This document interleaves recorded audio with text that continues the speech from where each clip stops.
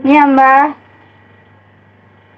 Ya, Yang tadi Mbah bilang, sekolah tuh waktu zaman Jepang ada sekolah apa aja?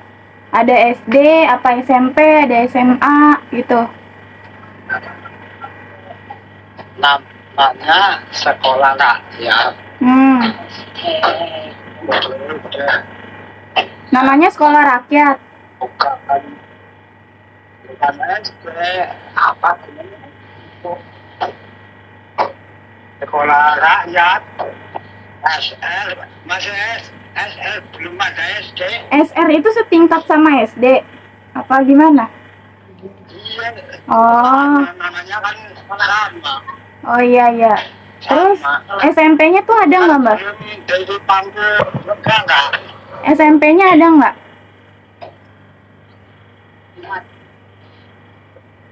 Maka SMP kemarin adanya kelas 3. SR-nya tuh kelas 1 sampai 3 doang. Apa gimana? 1, 2, 3. Kalau kelas 3 bisa kerja. Berarti kelas 3 tuh langsung lulus, langsung bisa kerja gitu, Mbak? Kalau lulus bisa kerja. Oh, berarti nggak sampai kelas 6 kayak sekarang ya? Belum ada kelas 6. Adanya 3.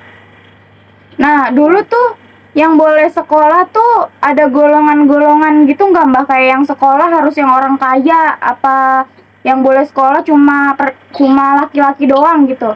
Ada nggak, Mbak? Sekolah itu bukan anak kaya, bukan. Setiap yang mau sekolah itu harus diperintah dari pangkat. Oh, daftarnya itu caranya gimana, Mbak? Daftarnya harus berangkat sekolahan. Dari sekolahan daftarnya? Lewat perangkat desa apa gimana, Mbak? Oh, Ya, diperintah daripada bayar. satu. Bayar. Oh, jadi kebayannya itu muterin kampung apa gimana, Mbak, buat data anak-anaknya? Kampung juga berangkat desa. Kalau ada lurah ada berangkat desanya. Muterin kampung gitu ya, Mbak? Muterin kampung.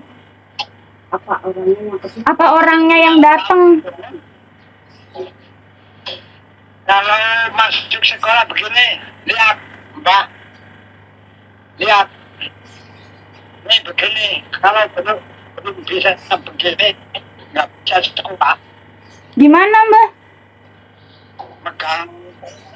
Megang telinga, kalau belum nyampe telinga tidak boleh sekolah. Kayak gini nih, Mbak. Tangannya harus megang telinga. Tangannya harus megang telinga apa gimana? Enggak, kalau sudah nyampe telinga bisa masuk sekolah. Oh, gitu. Nah, terus kalau mau masuk sekolah tuh ada pakai seragam nggak, Mbak? Kayak seragam dikasih sekolah. Oh, berarti baju bebas. Ada seragam. Kalau pakaian itu adanya ada selak cawek, beli. Belum ada yang apik lah. Oh, berarti pakai baju biasa aja ya, Mbak? Kalau yang punya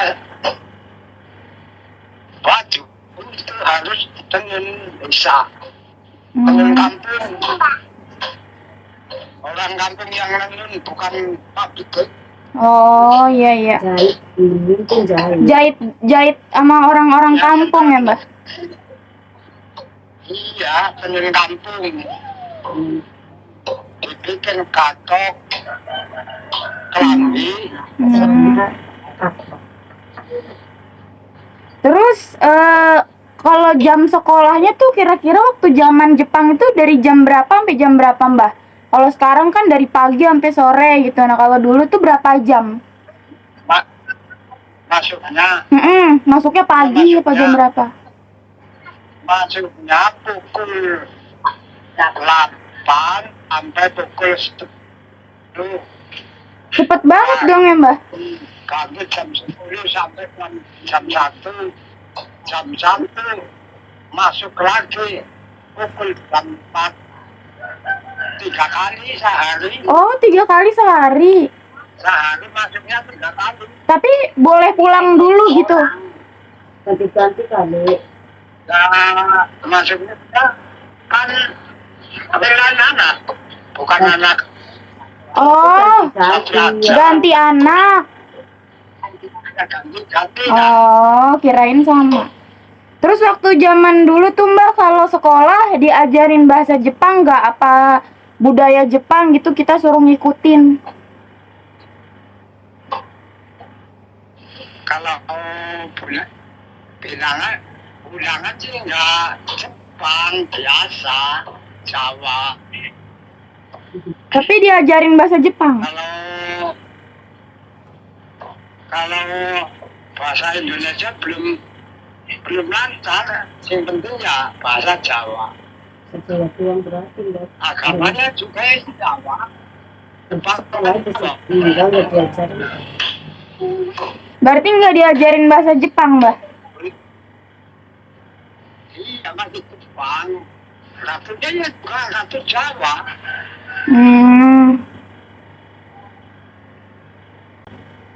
Terus Mbak, kalau gurunya tuh, untuk gurunya itu dari orang Jepang apa dari orang Indonesia?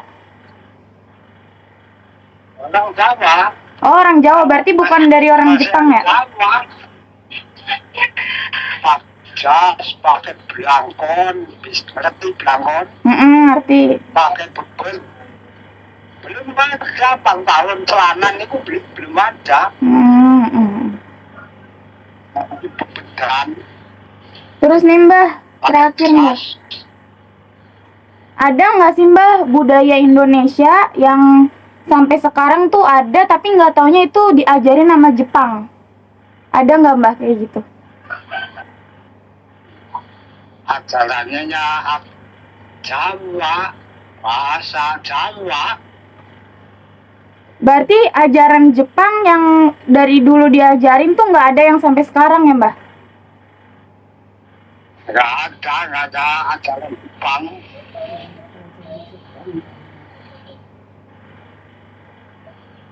Terus kalau di Jawa. kalau di Berapa tahun jajah Indonesia? 3 tahun, 3,5 tahun.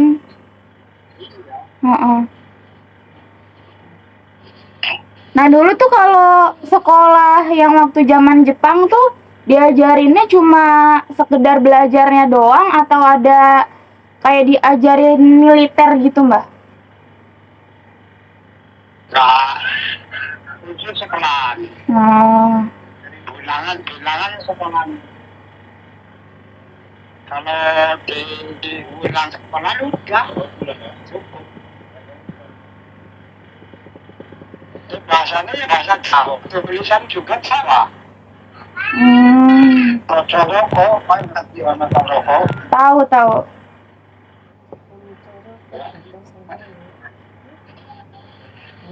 Iya, Bono Toroko. Cara Jawa kan 20. Iya. Ya udah Mbak, kayaknya segitu aja Mbak. Nggak apa-apa. Ya makasih banyak ya Mbak. Ya. Ini Mbak, makasih. Assalamualaikum. Salam. Assalamualaikum warahmatullahi wabarakatuh. Kami dari kelompok 3 ingin mempresentasikan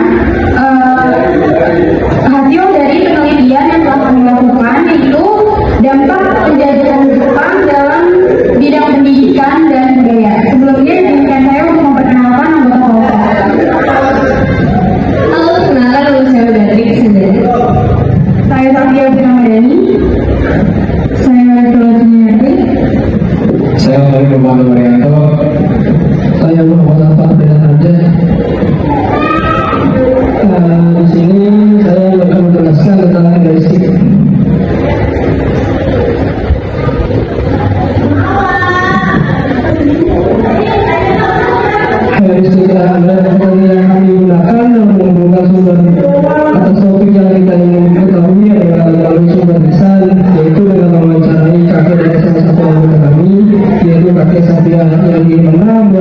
ibu pada zaman itu dan mengalami langsung bagaimana dampak Jepang pada bidang pendidikan dan budaya. Nah, setelah kita melakukan wawancara, kita tentu membandingkan dengan sumber-sumber lain, yaitu buku dan artikel. Hal pertama yang kita dapatkan yaitu di video disebutkan bahwa pendidikan anak pada zaman itu disebut dengan SR atau sekolah rakyat. Yang dimana sekolah rakyat itu sekarang adalah sekolah dasar dan ada sampai saat ini. Hal ini kami nyatakan benar karena ada sumber buku maupun artikel yang dibaca juga membenarkan hal tersebut. Yang kedua, siswa dan siswi di SR mendapat pendidikan selama 3 tahun, kelas 1, kelas 2, kelas 3, dan kelas 4. Pada hal ini, kami bersarankan untuk menyimpulkan karena informasi dari sumber buku sedikit berbeda, bahwa di dalamnya mengatakan sekolah rakyat ini pendidikannya ditempuh selama 2 tahun, seperti SD sekarang. Sedangkan ada beberapa artikel yang menunjukkan sama dengan hasil wawancara, bahwa SR hanya ditempuh selama 3 tahun. Yang ketiga, hasil wawancara dari narasumber kami menyebutkan bahwa sekolah pada zaman Jepang hanya ada sekolah rakyat dan tidak ada jenjang selanjutnya. Namun, sumber lain kami menemukan bahwa pada zaman Jepang juga ada jenjang selanjutnya, yaitu sekolah menengah pertama selama 3 tahun, sekolah menengah tinggi selama 3 tahun, hingga sekolah kejuruan. Tetapi untuk sekolah menengah tinggi itu sendiri memang hanya ada di daerah-daerah tertentu seperti Jakarta, Semarang, Surabaya, Yogyakarta, Bandung, dan Surakarta. Jadi mungkin memang untuk ada di desa itu belum ada. Jadi kita belum bisa membenarkan sepenuhnya apa yang narasumber kami sampaikan.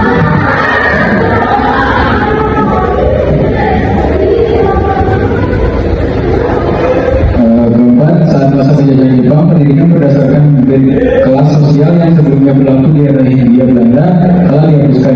Hal ini juga kami benarkan 100% karena menimbulkan hal yang sama dari beberapa sumber yang kami cari.